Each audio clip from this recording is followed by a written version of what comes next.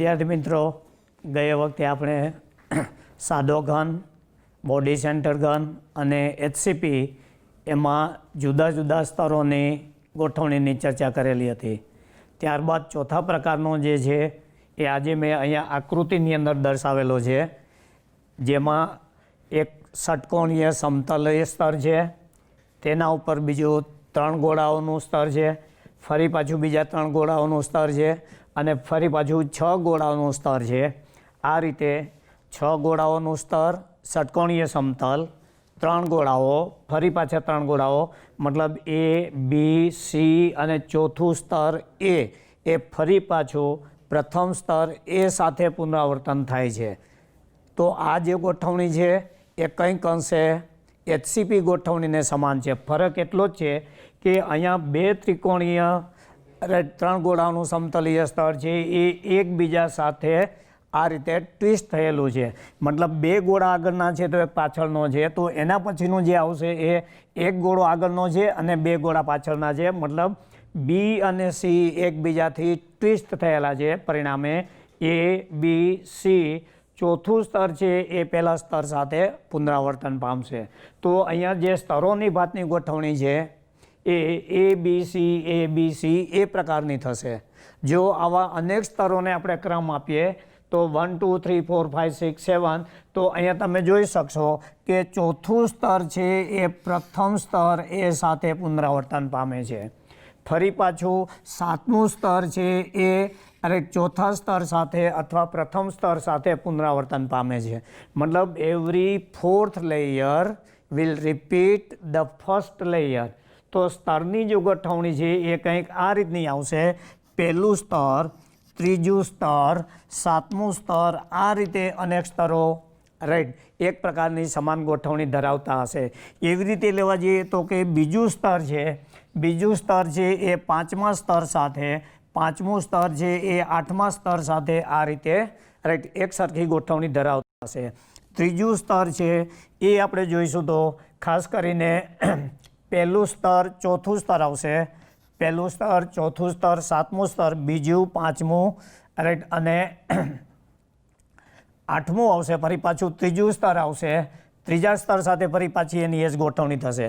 તો અહીંયા સ્તરોની ગોઠવણી અંગે કઈ રીતે માહિતી લેવાની છે? તો કોઈ પણ એક સ્તરથી શરૂઆત કરીને ચોથું સ્તર છે એ પ્રથમ સ્તર સાથે આ રીતે પુનરાવર્તન પામતું હશે. અર્થાત 2 સ્તરો વચ્ચે તમારે રાઈટ તફાવત લઈ અને જો 3 વડે ભાગી શકાતો હોય તો અહીંયા જોઈશું 7 - 7 - 4 ડિવાઇડેડ બાય 3, 3 બચશે વડે ભાગી શકાય છે. પછી એવી રીતે 7 અને 1નો તફાવત લઈશું તો 6 આવશે. 6ને 3 વડે ભાગી શકશું તો 2 વડે, મતલબ પૂર્ણાંક સંખ્યા. એટલે જ્યારે 3 સ્તરોની ગોઠવણી આવતી હોય, ચોથું સ્તર તેની સાથે પુનરાવર્તિત પામતું હોય તો એટલું જ જોવાનું છે કે કોઈ પણ 2 સ્તરોનો, અહીંયા ક્રમિક જરૂરી નથી, કોઈ પણ 2 સ્તરોનો તફાવતને જો 3 વડે ભાગી અને પૂર્ણાંક સંખ્યા આવતી હોય તો તે સ્તરો છે એ સમાન ગોઠવણી ધરાવતા હશે. ઓકે, હવે એનો સવર્ગાંક કેટલો આવે છે? તો અહીંયા સવર્ગાંક આવે છે 12. 12નો અર્થ એવો થયો કે 6 ગોળાઓ તેના પોતાના સ્તરમાં સીધા સંપર્કમાં હશે. અહીંયા તમે જોઈ શકશો. ધારો કે કોઈ આપણે આ એક ગોળો લઈશું તો this sphere is in direct contact with 6 other spheres. મતલબ એનો સવર્ગાંક અહીં આવશે 6. પછી 3 ગોળાઓ છે તેની ઉપર છે, એવી રીતે 3 ગોળાઓ અહીંયા તેની નીચે આવશે. મતલબ આ રીતે 3, 6 અને 3, મતલબ ટોટલ 12 ગોળાઓના સીધા સંપર્કમાં છે. પરિણામે તેનો સવર્ગાંક 12 હોય છે. પછી આવે છે પેકિંગ એફિશિયન્સી અથવા પેકિંગ ફ્રેક્શન.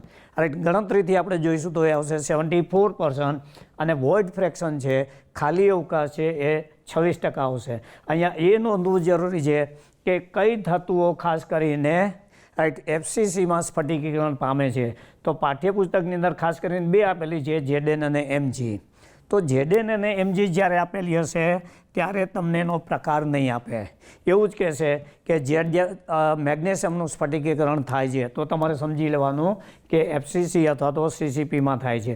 પછી ધારો કે કેલ્શિયમ આપેલું છે તો કેલ્શિયમમાં એને આવી રીતનું કહેશે કે આ કેલ્શિયમનું મેગ્નેશિયમની જેમ સ્ફટિકીકરણ પામે છે, ZNની જેમ સ્ફટિકીકરણ પામે છે, અથવા તો કેલ્શિયમ છે એ FCC અથવા CCP સ્ફટિકીકરણ પામે છે. એટલે પાઠ્યપુસ્તકમાં આપેલા ઉદાહરણ સિવાયની જો કોઈ પણ અન્ય ધાતુ પૂછશે, રાઈટ, તો એનો તમને પ્રકાર આપી દીધો હશે. HCPની ગોઠવણી કર્યા બાદ બીજો આપણી પાસે એક અગત્યનો મુદ્દો છે.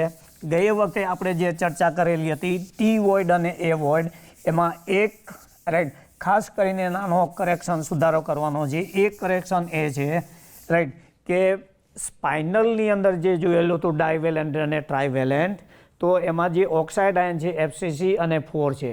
ડાયવેલેન્ટ આયનો છે એ ચતુષ્ફલકીય છિદ્રના એક અષ્ટમાંશ ભાગની અંદર ગોઠવાયેલા છે અને તેની સંખ્યા 1 છે.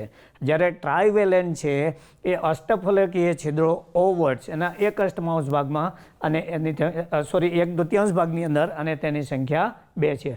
પણ ઇન્વર્સ સ્પાઇનલની અંદર આપણે એક કરેક્શન કરવાનો છે કે ઓક્સાઇડ આયનો તો બરોબર જ છે, M2 પોઝિટિવ આયનો છે અને they occupied 1/4 of the octahedral void, એટલે એની સંખ્યા 1 આવશે.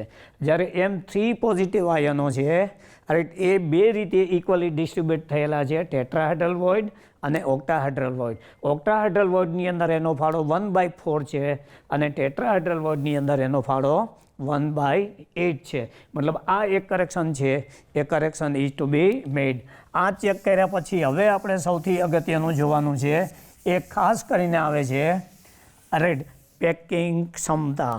પેકિંગ ક્ષમતાની અંદર ખાસ કરીને વિદ્યાર્થી મિત્રો એવું જોવા મળશે કે એકમ કોષનું કદ અને એકમ કોષમાં રહેલા પરમાણુઓનું કુલ કદ, એકમ કોષ અને એકમ કોષમાં રહેલા પરમાણુનું કુલ કદ, એનો જો ગુણોત્તર લઈશું તો એ ખાસ કરીને રાઈટ પેકિંગ ફ્રેક્શન આવશે અને એને જો 100 વડે ગુણાકાર કરશું તો એની ક્ષમતા અથવા એફિશિયન્સી આવશે.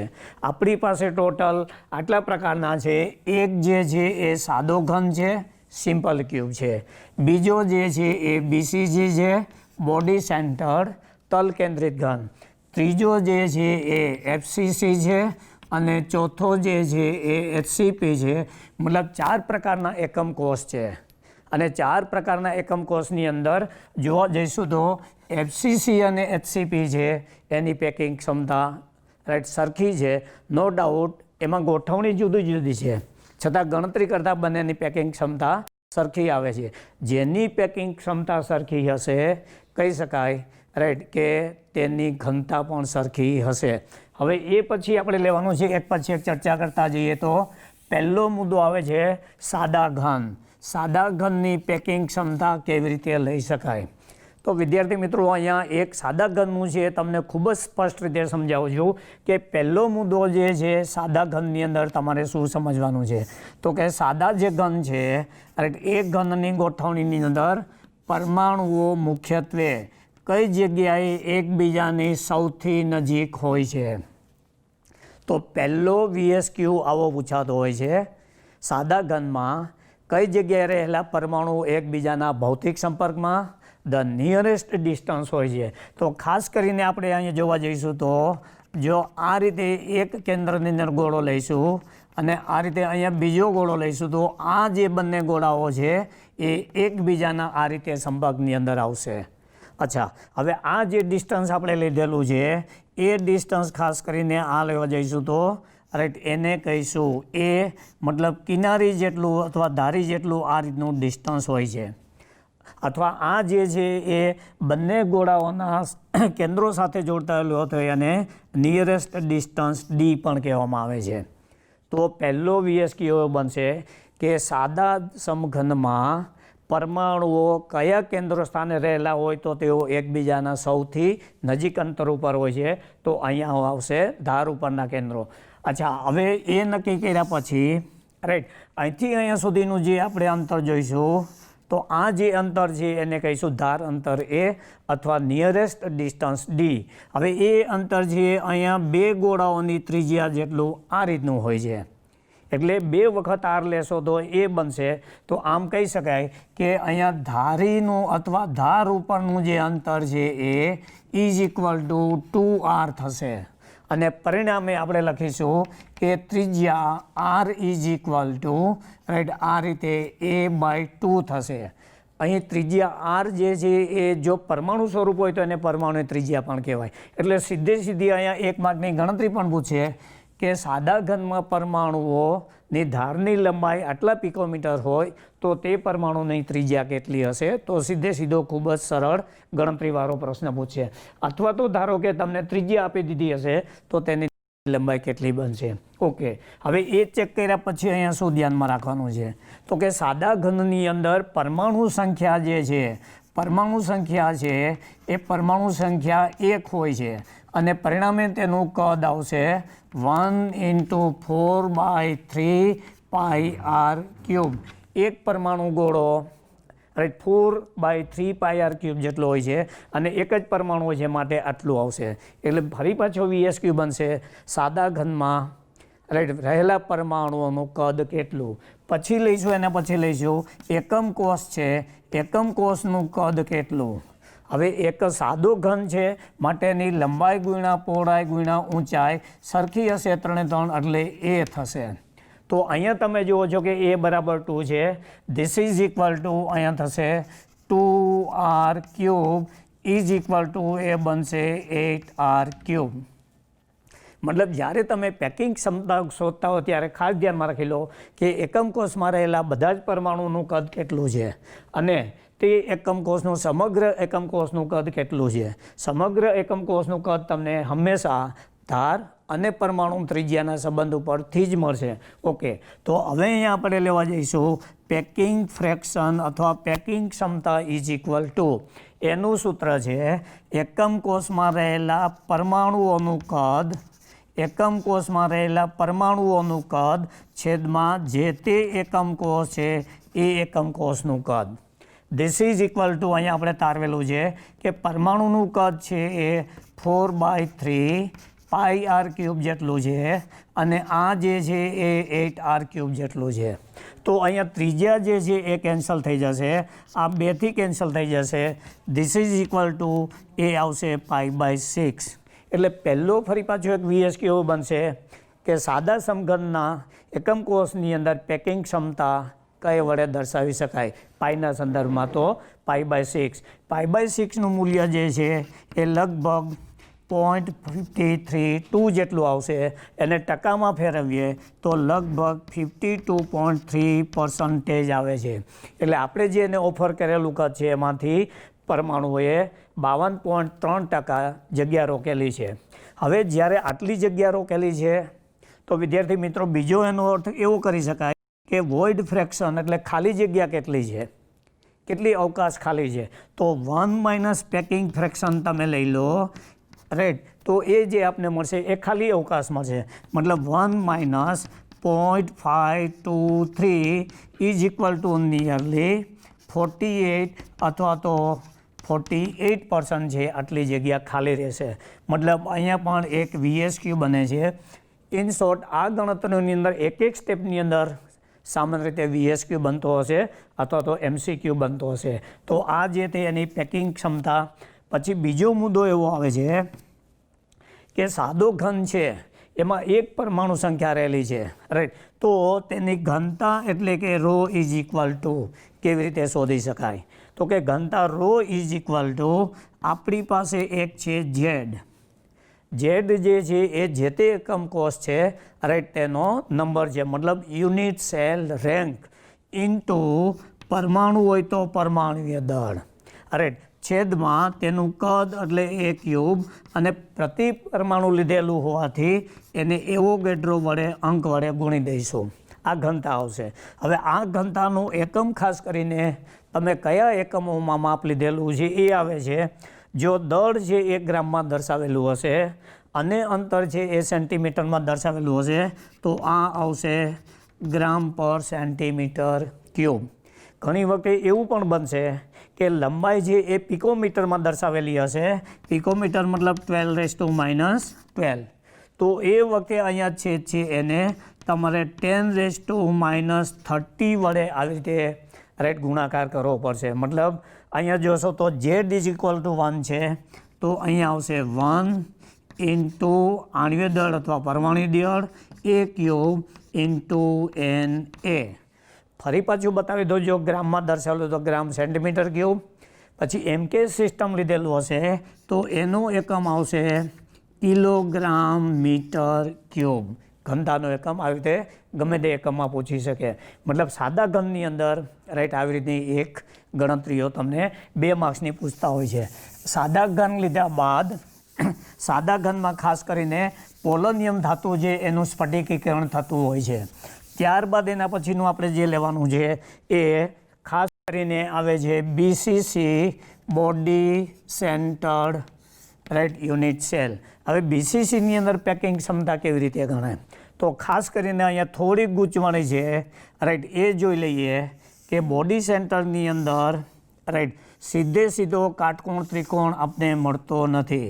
ધારો કે આ રીતે એક સમમિત સાદો ઘન આપણે લીધેલો છે, તો હવે એ જોઈશું કે સાદા ઘનની અંદર પરમાણુઓ કઈ જગ્યાએ સૌથી નજીકના અંતર ઉપર હોય છે.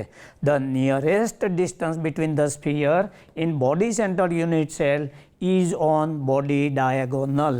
મતલબ બોડી ડાયગોનલ પર પરમાણુઓ રાઈટ એકબીજાના, ધારો કે આપણે આ કેન્દ્ર લઈએ અને આ રીતે આપણે લઈએ છીએ રાઈટ, તો એને બોડી ડાયગોનલની આ રીતે કલ્પના કરીએ, સામસામેના ખૂણા. આવા ટોટલ 4 બોડી ડાયગોનલ હોય તો એક જે પરમાણુ ગોળો અહીંયા આવશે રાઈટ. ફરી પાછો બીજો જે પરમાણુ ગોળો છે એ અહીંયા મધ્યમાં આવશે અને ત્રીજો પરમાણુ ગોળો જે આ રીતે આવશે. મતલબ 3 spheres are present on body diagonal.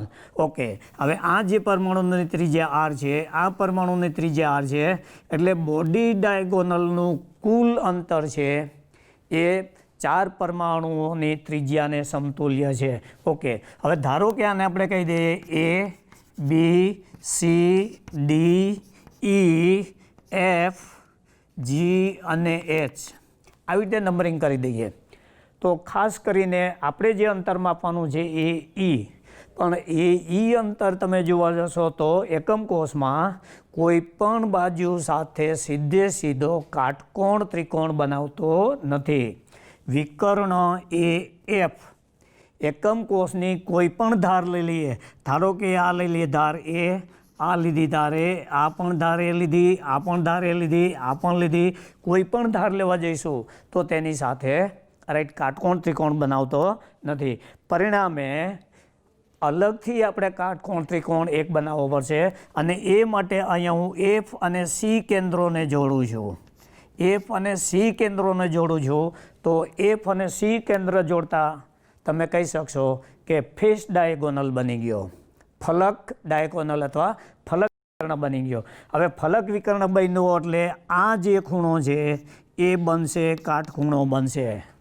F E C આ ખૂણો કાટકોણ બનશે. તો વિદ્યાર્થી મિત્રો અહીંયા તમારે આડકતરી રીતે બરાબર છે ધારીની લંબાઈ એ શોધવી પડશે.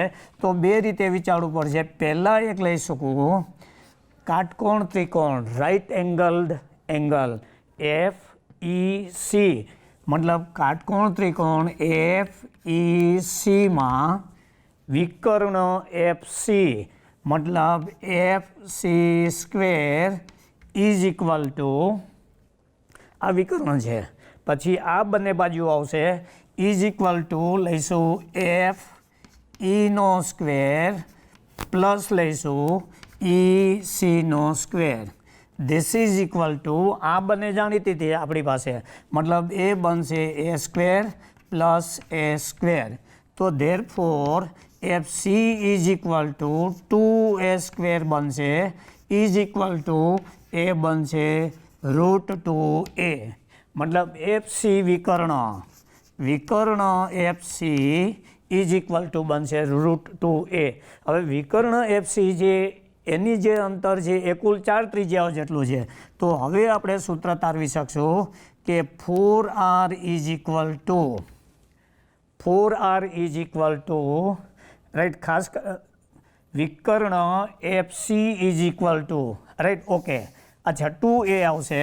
હવે બીજો ત્રિકોણ આપણે ધારશું અહીંયા, તો એ ત્રિકોણની અંદર ખાસ કરીને રાઈટ હવે આપણી પાસે બીજો એક ત્રિકોણ બની ગયો એ તમે જોશો તો આ ત્રિકોણ આવશે, આ રીતનો આવશે. એમાં આ જે ખૂણો છે એ બનશે કાટકોણ બનશે અને તેની સામેની બાજુ છે એ બનશે વિકર્ણ. તો હવે અહીંયા આમ લખી શકશો કે કાટકોણ ત્રિકોણ AFCમાં રાઈટ વિકર્ણ રાઈટ AFCમાં વિકર્ણ AF સ્ક્વેર વિકર્ણ AF square is equal two સામેની બાજુઓ મતલબ AC square plus FC square આવું આવશે.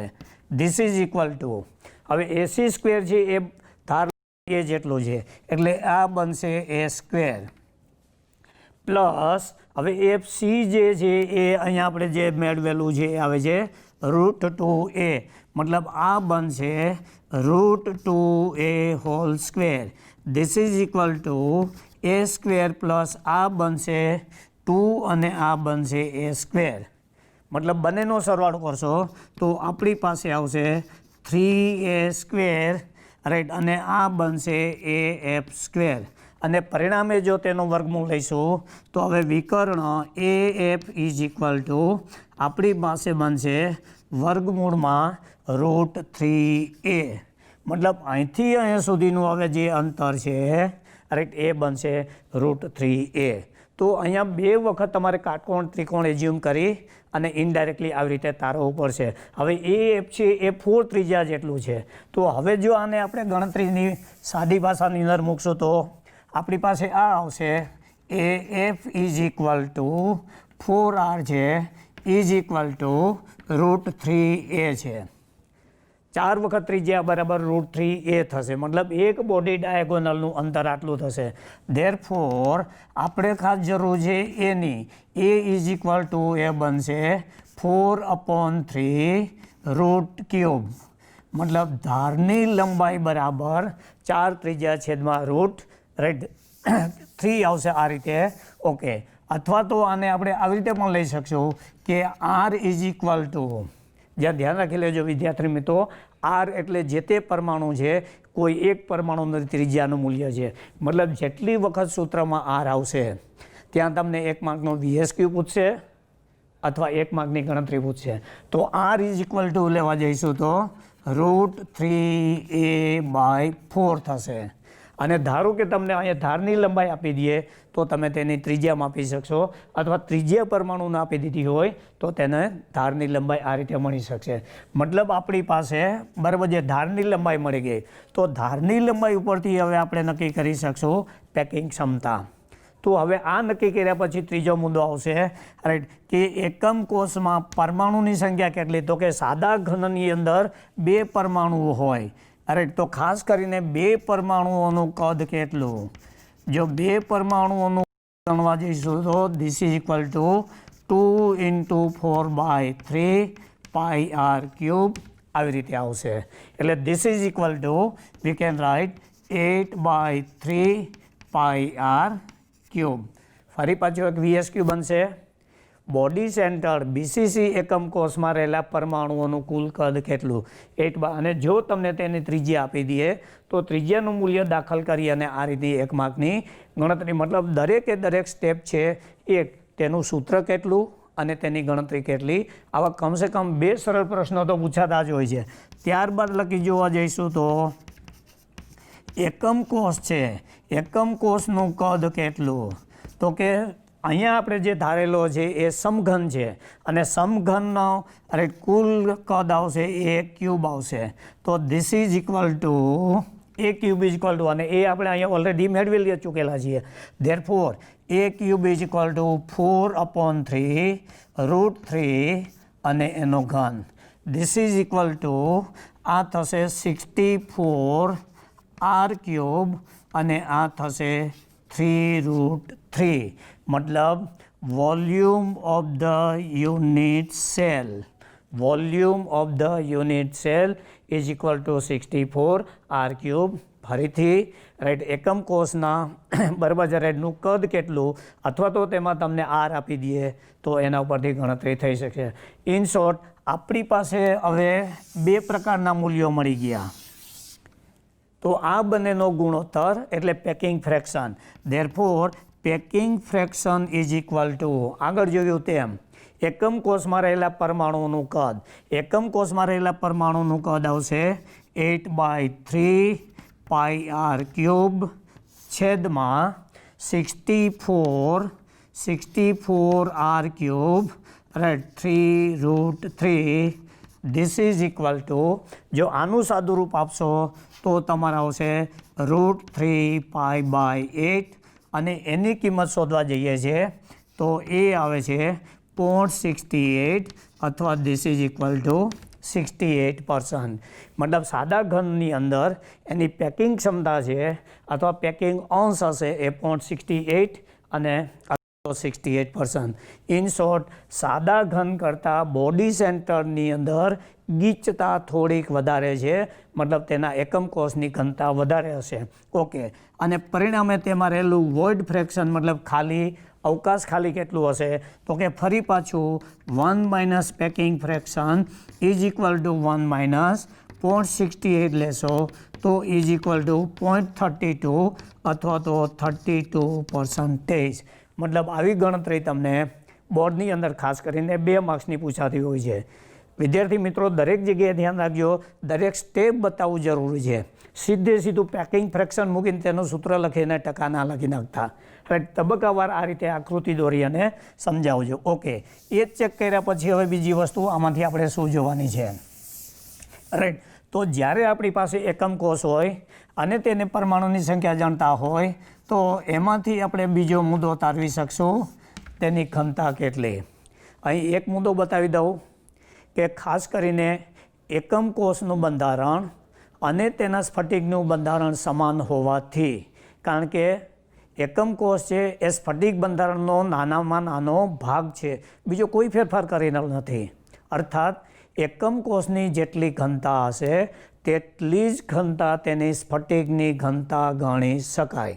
ફરીવાર, એકમ કોષની જેટલી ઘનતા હશે તેટલી જ ઘનતા તેના સ્ફટિક કોષની ઘનતા ગણી શકાય.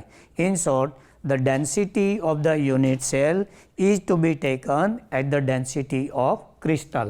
અચ્છા, તો હવે ડેન્સિટી ઇઝ ઇક્વલ ટુ આપણે જેમ ચર્ચા કરી તે મુજબ અહીંયા જોઈશું તો ઘનતા is equal to right Z મતલબ એકમ કોષનો અંક number, unit cell rank number into M upon A³ into Avogadro number.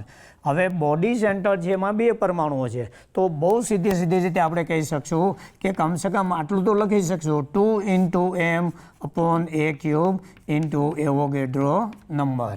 અચ્છા, અહીંયા તમને એ આપી દીધું હોય બરાબર, સ્મોલ એમ આપી દીધું હોય, એમ આપી દીધું હોય, એવોગેડ્રો જ્ઞાત છે તો તમે ઘનતા શોધી શકો.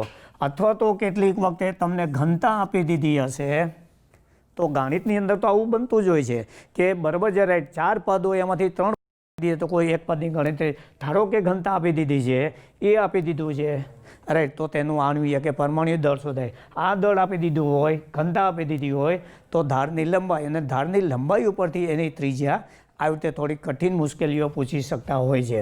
ઓકે, હવે રાઈટ બોડી સેન્ટરની આ રીતે ઘનતા નક્કી કર્યા પછી એવો ને એવો બીજો મુદ્દો આપણી પાસે આવે છે કે બોડી સેન્ટરની અંદર વિદ્યાર્થી મિત્રો અહીંયા એક સારો પોઈન્ટ બતાવું છું કે પ્રથમ 3 લઘુત્તમ અંતરો અથવા તો શોર્ટેસ્ટ ડિસ્ટન્સ કયા સ્થાન ઉપર છે. તો પહેલું એ ધ્યાન રાખી લો, પ્રથમ 3 સૌથી ટૂંકા અંતર કયા છે. Right, the first 3 shortest distance, first 3 shortest distance. તો બોડી સેન્ટરની અંદર આપણી પાસે આ રીતની આપણે ગોઠવણી જોયેલી હતી બરાબર છે રાઈટ. ઓકે, એમાં આ જે છે રાઈટ આ રીતના ગોળાઓ છે એકબીજાના સંપર્કમાં છે જેને બોડી ડાયગોનલ, એટલે એવું કહીશું કે સૌથી નજીકનું અંતર છે એ ખાસ કરીને બોડી ડાયગોનલ ઉપર છે અને એની જે કિંમત છે એ √3 જેટલી હોય છે. એટલે બોડી ડાયગોનલ ઉપર સૌથી એકબીજાના નજીક, બોડી ડાયગોનલ ઉપર ચેક કર્યા પછી ધ્યાનમાં રાખી લો રાઈટ, ખૂણામાં અથવા ધાર ઉપર રહેલા પરમાણુઓ જેને આપણે કહીશું એ, ત્યાર પછીનું રાઈટ અંતર ખૂણા ઉપર રહેલા પરમાણુ વચ્ચેનું હોય છે. ત્યાર પછી એમાં જોવા જઈશું તો ફેસ ડાયગોનલ, અને ફેસ ડાયગોનલનું મૂલ્ય છે √2a. That is first 3 shortest distances between the spheres in body center unit cell are √3a. જે બોડી ડાયગોનલ ઉપર છે, એ જે ધાર ઉપર છે અથવા તો પાસેના બે ખૂણા ઉપર છે, અને √2a કોઈ પણ એક ફેસ ડાયગોનલ ઉપરને આ રીતે આ સૌથી ટૂંકું અંતર છે, ત્યારબાદ એ છે, અને ત્યારબાદ મતલબ આ જે છે એ અંતરના આ ક્રમમાં ગોઠવી શકાય. The shortest distance is √3a. આવા દરેક એકમ કોષની અંદર રાઈટ માહિતી પૂછી શકાય. ઓકે, હવે આ ચર્ચા કર્યા બાદ આપણી પાસે એના પછીનો બીજો એ ખાસ કરીને એફસીસી એકમ કોષ આવે છે. એફસીસી એકમ કોષ છે એ સીસીપી રાઈટ રચના પણ એની સમાન હોય છે. હવે એફસીસી એકમ કોષની અંદર છે શું, તો કે પહેલો મુદ્દો આપણે આગળ ચર્ચા કરેલી હતી કે એફસીસીની અંદર ખાસ કરીને જે પરમાણુઓ છે એ પરમાણુની સંખ્યા 2 છે. મતલબ પરમાણુનું કદ બરાબર 2 × 4/3 πr³ ઇઝ ઇક્વલ ટુ 4 આવશે, સોરી 4 પરમાણુ હોય, ઇઝ ઇક્વલ ટુ 16/3 πr³ ફરી પાછો એક VS³ બનશે. રાઈટ, એફસીસી એકમ કોષની અંદર અંતર્ગત રહેલા પરમાણુઓનું કદ કેટલું? એક એકમ કોષમાં 4 પરમાણુ હોય છે, એક પરમાણુનું કદ આટલું. ઓકે, હવે એ લીધા પછી એકમ કોષ છે, રાઈટ, અહીંયા એકમ કોષનું કદ કેટલું? એકમ કોષનું મતલબ યુનિટ સેલ વોલ્યુમ કેટલું? તો યુનિટ સેલ વોલ્યુમ છે એ ફરી પાછું અહીંયા તમને બતાવી દઉં કે ધારો કે આ રીતે તમે રાઈટ સમમિત ઘન લીધેલો છે. રાઈટ, સમમિત ઘનની અંદર રાઈટ પરમાણુઓ આ રીતે ગોળાકાર ગોઠવાયેલા છે. તો અહીંયા જે છે ફેસ ડાયગોનલ ઉપરથી લેવાનો છે, એટલે અહીંથી તમે આમ લેશો તો ફેસ ડાયગોનલ એક પરમાણુ અહીંયા આવશે. તો હકીકતની અંદર અહીંયા અમને સીધો આ રીતે કાટકોણ ત્રિકોણ મળી રહે છે. રાઈટ, અને આ જે અંતર આવશે એ આવશે √2a જેટલું આવશે. આ જે છે એ છે ઇન શોર્ટ એકમ કોષનું જે છે એ બોડી ડાયગોનલ છે, ફેસ ડાયગોનલ છે, એનું અંતર 4 ત્રિજ્યાઓ જેટલું હોય છે, અને એ આવે છે √2a જેટલું. અને ધેરફોર ધારની લંબાઈ એ ઇઝ ઇક્વલ ટુ આપણે લખી શકશું 4r/√2, અથવા તો 4r ઇઝ ઇક્વલ ટુ આવી રીતે તમે લઈ શકશો. ક્લિયર? ઓકે, હવે એ લખાઈ કર્યા પછી આપણી પાસે આવે છે packing fraction is equal two એકમ કોષ અંતર્ગત પરમાણુઓનું કદ છેદમાં એકમ કોષનું કદ. તો અહીંયા આ મૂલ્ય આપણે ધીસ ઇઝ ઇક્વલ ટુ લેવા જઈશું તો આ બનશે 64r³ this is equal to એ બનશે 64r³/2√2 આવું બનશે. હવે આ બંનેનો ગુણોત્તર લઈશું એટલે આમ આવશે 16/3 πr³ ડિવાઇડેડ બાય 64r³/2√2. આ લેવા જઈશું તો આપણી પાસે આવશે √2π/6, અને એની કિંમત આવે છે 0.74 ઇઝ ઇક્વલ ટુ 74%. અને પરિણામે વોઇડ ફ્રેક્શન આવશે 1 - packing fraction, right, is equal two 1 - 0.74 is equal two આવશે સિમ્પલી 0.26, મતલબ 26%. રાઈટ, તો આ જે થયું એ એફસીસી એકમ કોષની પેકિંગ ક્ષમતા. હવે ત્યારબાદ આવે છે રાઈટ હેક્ઝાગોનલ રાઈટ કોષની પેકિંગ ક્ષમતા કેટલી? સામાન્ય રીતે આ ગણતરી થોડીક મુશ્કેલ છે, છતાં પણ એમાં લેવા જઈશું તો એક HCP સ્ફટિક રચના છે, એમાં ખાસ કરીને એકમ કોષમાં 6 પરમાણુઓ હોય છે. તો કમસે કમ આટલી ગણતરી તો તમને પૂછી શકે. અને પરિણામે 6 પરમાણુઓનું કદ આ રીતનું બનશે 6 × 4/3 πr³ ઇઝ ઇક્વલ ટુ બનશે 24/3 πr³. મતલબ HCP એકમ કોષ અંતર્ગત પરમાણુનું કુલ કદ કેટલું? અચ્છા, હવે એ લીધા પછી રાઈટ HCPના એકમ કોષ છે એકમ કોષનું કદ કેટલું છે? તો જો ગાણિતિક રીતે ષટકોણી એકમ કોષ છે એટલે સામાન્ય રીતે બે રીતે ગણવું પડશે, પાયાનું ક્ષેત્રફળ અને તેની ઊંચાઈ LB ઇન્ટુ H. એક ગણતરી કરવા જઈશું તો એ આવે છે 24 ઇન્ટુ √2r³ અને પરિણામે આપણે જો આ બંનેનો ગુણોત્તર લઈશું, packing fraction is equal two 24/3 πr³ છેદમાં 24 √2r³ લેવા જઈશું તો આ પણ આવશે 2√2π/6 is equal to 0.74 is equal to 74%. મતલબ બંનેની અંદર પેકિંગ ક્ષમતા લગભગ સરખી જ આવે છે CCP અને HCPની અંદર. સામાન્ય રીતે આ પ્રશ્ન જે 6 ગોળાઓનો એ ધ્યાન રાખવા જેવો છે. 24/3 πr³ અંતર્ગત એકમ પરમાણુઓનું કદ. મતલબ આ જે ચર્ચા કરીએ એ આપણે કરીએ, રાઈટ. ખાસ કરીને 4 ભિન્ન ભિન્ન એકમ કોષના પેકિંગ ક્ષમતાની ગણતરી. હવે એ ચેક કર્યા પછી આપણી પાસે બીજું એક નવું જ એકમ શરૂ થાય છે અને એ જે એકમ છે એ સ્ફટિકમાં રહેલી ખાસ કરીને ક્ષતિઓ, defects in the crystal. Generally defects in the crystal ક્યારે ઉદ્ભવી શકે? તો પહેલો મુદ્દો એ છે કે 0 કેલ્વિન તાપમાન હોય અને જો સ્ફટિક છે એ સંપૂર્ણપણે શુદ્ધ હોય તો ધ્યાન રાખી લો એ જે સ્ફટિક છે એમાં ખામી કે ખાસ કરીને ક્ષતિ હોતી નથી. When the crystal is in purest form and at 0 Kelvin then does not contain any defects. પણ જ્યારે તેનું તાપમાન 0 કેલ્વિનથી લગભગ 298 કેલ્વિન તાપમાન આવે ત્યારે, રાઈટ, તેમાં તેના ઘટક કણો છે એના થર્મલ વાઇબ્રેશન્સ વધવા માંડે અને પરિણામે તે મૂળ સ્થાનેથી થોડાક ચલિત થાય અથવા તો જો થર્મલ એમાઉન્ટ વધી જાય તો મૂળ સ્થાન કમ્પ્લીટલી છોડી દે છે સ્ફટિકમાંથી અને પરિણામે તેમાં છિદ્ર ઉદ્ભવે છે. તો આ જે છે એને ખાસ કરીને કહેવામાં આવે છે થર્મોડાયનેમિક ક્ષતિ કહેવામાં આવે છે, જે તાપમાનને કારણે થાય.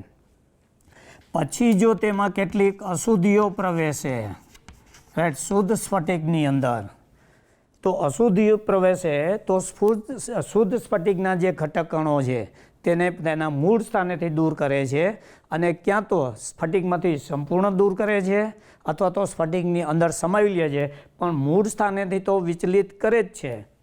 અર્થાત એવું કહી શકાય કે જે સ્ફટિક છે એમાં ખામીઓ બે રીતે ઉદ્ભવી શકે. એક તેના તાપમાનને કારણે, જેને આપણે કહીશું થર્મોડાયનેમિક્સ ડિફેક્ટ્સ, અને બીજું તેમાં અશુદ્ધિઓ દાખલ થાય અને જે મૂળ સ્થાને ઘટક કણો નોર્મલી ઓર્ડર્ડ અરેન્જમેન્ટ હોય એમાંથી થોડુંક ચલિત થાય તો પણ ત્યાં આ રીતે ખામી ઉદ્ભવે છે.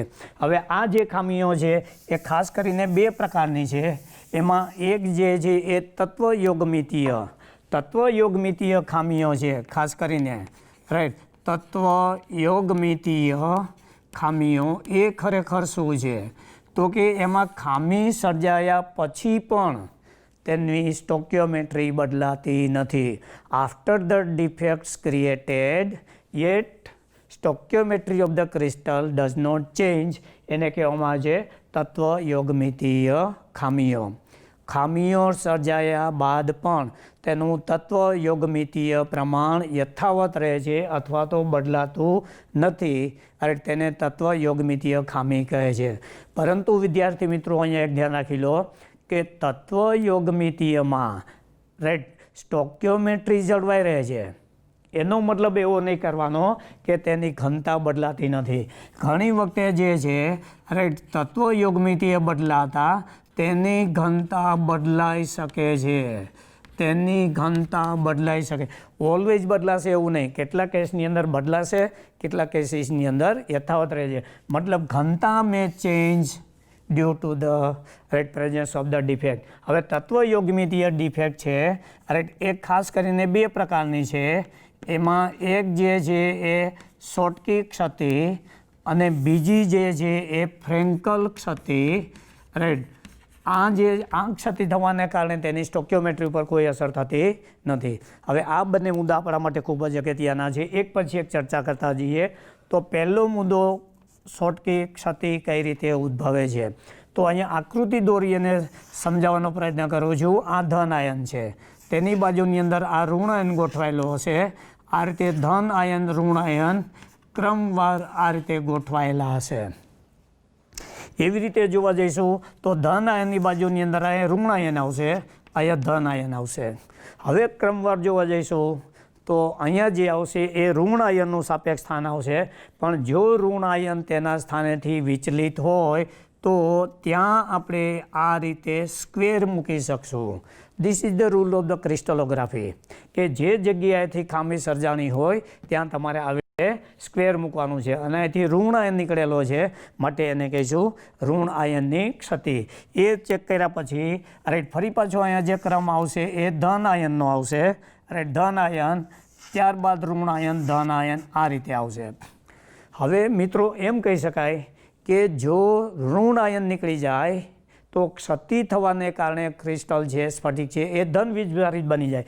પરંતુ અહીંયા એવું બને છે કે આ ધન આયન છે, ફરી પાછો ઋણ આયન બનશે. રાઈટ આ ધન આયન બનશે, આ ઋણ આયન બનશે. હવે ધારો કે અહીંયા ધન આયનનું આવે છે તો આ જે છિદ્ર છે એ ધન આયનનું, અને ફરી પાછું અહીંયા આવશે ઋણ આયન. તો આમ એક જે છિદ્ર છે એ ખાસ કરીને તમે જોવા જશો તો એક છિદ્ર છે એ ઋણ આયનનું છે અને બીજું છિદ્ર છે એ ધન આયનનું છે.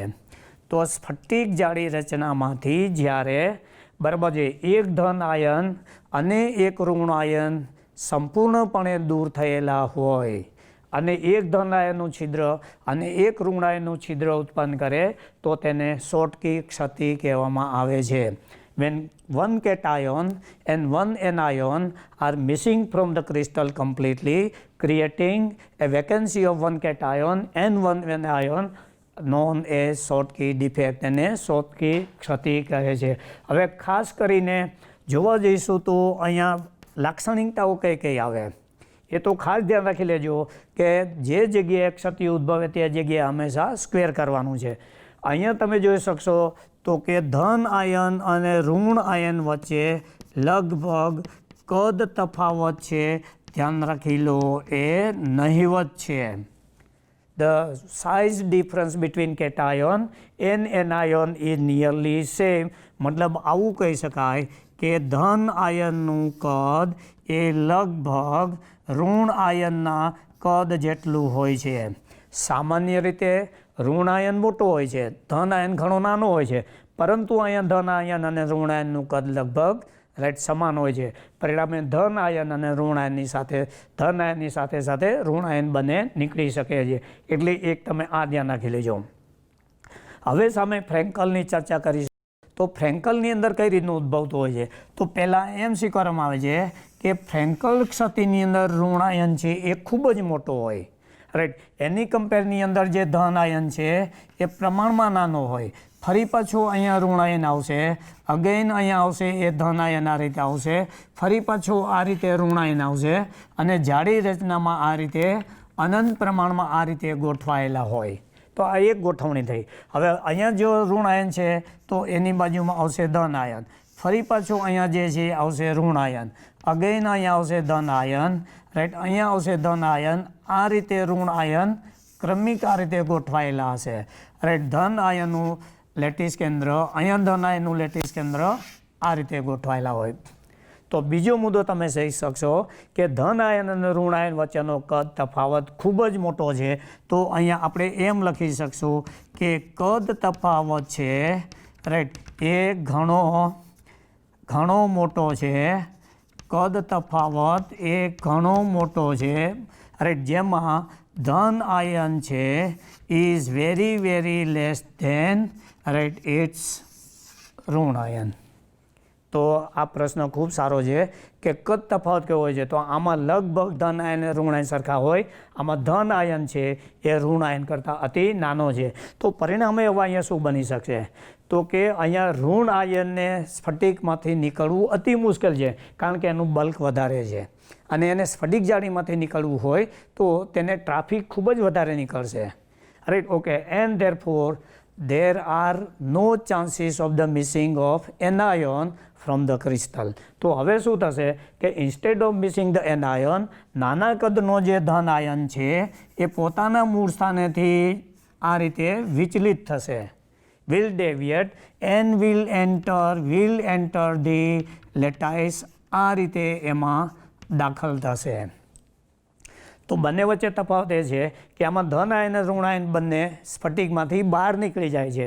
અહીંયા ઋણ આયન એટલો બધો મોટો છે કે તેને સ્ફટિકમાંથી નીકળવા માટે ટ્રાફિક નડે છે અને પરિણામે દૂર થઈ શકતો નથી. જ્યારે ધન આયન અતિ નાનો છે તો સ્ફટિકમાંથી નીકળવાને બદલે, કારણ કે નીકળવું હોય તો એને વધારે ઉર્જાની પડે, એને બદલે બાજુમાં પ્લોટ છે એ ખૂબ જ ખાલી છે અને પરિણામે તેમાં જઈ શકે છે. તો આ જે ખાલી એરિયા છે એને ખાસ કરીને આપણે રસાયણની અંદર એક કહીએ છીએ આંતરાલીય અવકાશ, અથવા તો એને કહીશું આંતરાલીય છિદ્ર.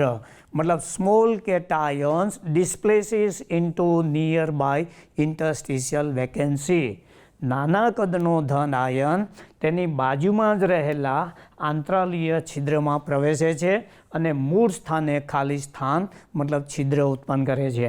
આ રીતે જે ક્ષતિ ઉત્પન્ન થાય તેને ફ્રેન્કલ ક્ષતિ કહે છે. એટલે કે જ્યારે નાના કદનો ધન આયન પોતાના મૂળ સ્થાનેથી વિચલિત થઈ અને બાજુમાં રહેલા આંતરાલીય છિદ્રમાં પ્રવેશે અને મૂળ સ્થાને છિદ્ર ઉત્પન્ન કરે તો તેને ફ્રેન્કલ ક્ષતિ કહે છે. જ્યારે ઋણ આયન અને ધન આયન બંને એકી સાથે સ્ફટિક જાળીમાંથી દૂર થઈ એક છિદ્ર ઋણ આયનનું અને એક છિદ્ર ધન આયનનું ઉત્પન્ન કરે તો છિદ્ર યુગ્મની ક્ષતિને શોર્ટકી ક્ષતિ કહે છે. મતલબ this is always found in form of pair. ધન આયનનું છિદ્ર અને ઋણ આયન, જ્યારે આ જે છે એકલ છિદ્ર તરીકે જ ઉદ્ભવતું હશે. ઓકે, હવે એ લખ્યા પછી બીજા એના ગુણધર્મો ઉપર કયા ફેરફાર થાય છે, તો અહીંયા ઇમિડિયેટલી તમે કહી શકશો કે ધન આયન અને ઋણ આયન પોતાના મૂળ સ્થાનેથી દૂર થયેલા હોવાથી આપણે કહી શકશું કે તેના એકમ કોષની ઘનતા અથવા તો તેના સ્ફટિકની ઘનતા છે એ ખાસ કરીને ઘટે છે. Density of the crystal or unit cell due to Schottky defects ડિક્રીઝીસ.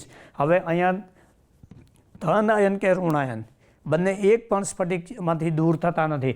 માત્ર ધન આયન પોતાના મૂળ સ્થાનેથી વિચલિત થઈ અને આંતરાલીય છિદ્રમાં જ પ્રવેશે છે. પરિણામે ધન આયન કે ઋણ આયનની સંખ્યામાં કોઈ ફેરફાર થતો નથી. તો અહીંયા આપણે કહી શકશું કે તેની ઘનતા જે છે એ બદલાતી નથી, અથવા તો આપણે કહીશું તેની ઘનતા યથાવત રહે છે. Density of the crystal does not alter, અથવા તો ઘટતી નથી. તો ક્યારેક તમને અહીંયા ખૂબ એક VSQ પૂછે, શોર્ટકી ક્ષતિને કારણે ઘનતા ઘટે છે, જ્યારે ફ્રેન્કલ ક્ષતિને કારણે ઘનતા ઘટતી નથી. કારણ આપી સમજાવો. તો માત્ર તમારે આટલું જ લેવાનું છે, શોર્ટકી ક્ષતિમાં ધન આયન અને ઋણ આયન સ્ફટિકમાંથી સંપૂર્ણપણે દૂર થયેલા હોવાથી રાઈટ તેની ઘનતા ઘટે છે, જ્યારે ફ્રેન્કલ ક્ષતિમાં માત્ર ધન આયન તેના મૂળ સ્થાનેથી વિચલિત થઈ આંતરાલીય અવકાશમાં પ્રવેશેલો હોવાથી તેની સ્ફટિક જાળી રચનામાં આયનોની સંખ્યામાં ઘટાડો થતો નથી, માટે તેની ઘનતા બદલાતી નથી.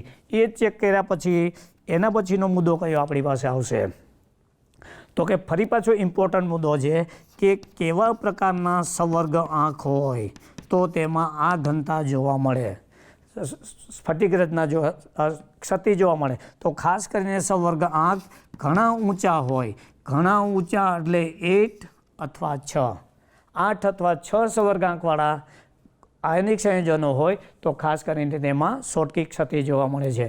જ્યારે અહીંયા જે સવર્ગ આંખ છે કેવા સવર્ગ આંખ હોય, રાઈટ, તો ખાસ કરીને તો મુખ્યત્વે 4, પણ કેટલીક વખત સવર્ગ આંખ 6 હોય તો પણ ચાલી શકે છે. મેઇનલી કોઓર્ડિનેશન નંબર 8, બટ છતાંય 6 સવર્ગાંક હશે તો પણ ચાલે. મુખ્યત્વે સવર્ગાંક પ્રમાણમાં નીચો 4 હોય અથવા 6 હોય તો પણ ચાલે. ત્રીજો મુદ્દો, રાઈટ, કેવા પ્રકારના સંયોજનોમાં શોર્ટકી ક્ષતિ જોવા મળે છે? તો કે ખાસ કરીને પ્રબળ આયોનિક સંયોજનો. પ્રબળ આયોનિક સંયોજનો છે, પ્રબળ આયોનિક સંયોજનોની અંદર આ ક્ષતિ જોવા મળે છે. સ્ટ્રોંગ આયોનિક ઓર ઇલેક્ટ્રોવેલન્ટ કમ્પાઉન્ડની અંદર, રાઈટ, આ ક્ષતિ જોવા મળે છે. જ્યારે આ જે છે એ નિર્બળ આયોનિક, જ્યારે આયોનિક પ્રમાણ ઘટે, રાઈટ, ત્યારે તમે કહી શકશો કે એનું પોલર અથવા ધ્રુવીય સ્વભાવ વધે, રાઈટ. વધારે ધ્રુવીય આયોનિક સંયોજનો હોય અથવા નિર્બળ આયોનિક સંયોજનો હોય તેમાં ખાસ કરીને ફ્રેન્કલ ક્ષતિ ઉદ્ભવે છે. અને સૌથી અગત્યનું એ છે કે કેવા પ્રકારના સંયોજનો આયોનિક છે. તો વિદ્યાર્થી મિત્રો અહીંયા ખાસ ધ્યાનમાં રાખી લો, આલ્કલી હેલાઇડ, દાખલા તરીકે NaCl, KCl, KBr, CaCl, caesium chloride, caesium bromide, આ બધા સંયોજનો છે એ પ્રબળ આયનિક સંયોજનો છે અને પરિણામે તેની સ્ફટિક જાડી રચનામાં ખાસ કરીને શોર્ટકી ક્ષતિ જોવા મળે છે.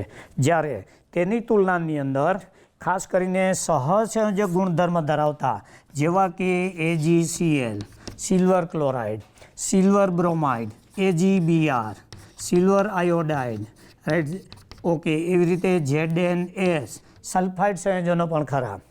આ બધા સ્ફટિકો છે એમાં ફ્રેન્કલ ક્ષતિ જોવા મળે છે.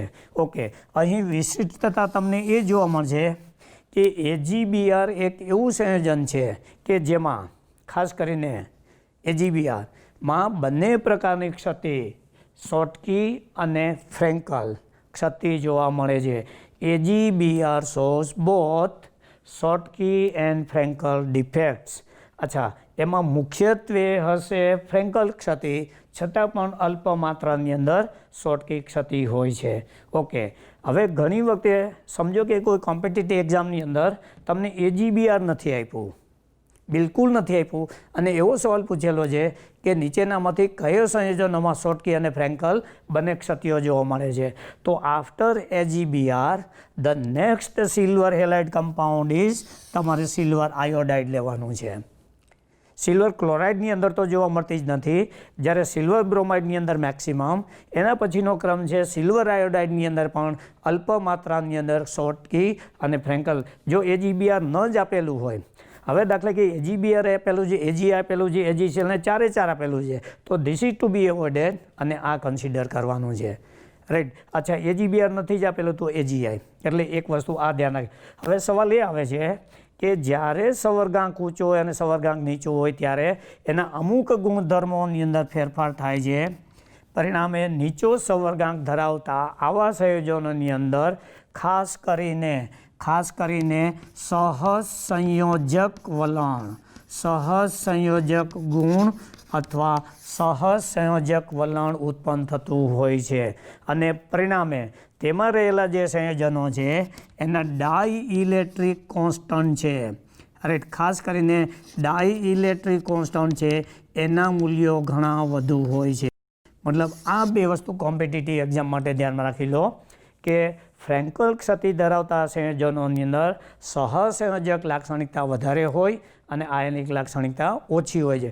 અને પરિણામે, રાઈટ, વિદ્યુતભારની નજીકતાને કારણે તેમના ડાઇઇલેક્ટ્રિક અચળાંક છે એ પ્રમાણમાં મોટા હોય છે, ખાસ કરીને AgBr, AgI.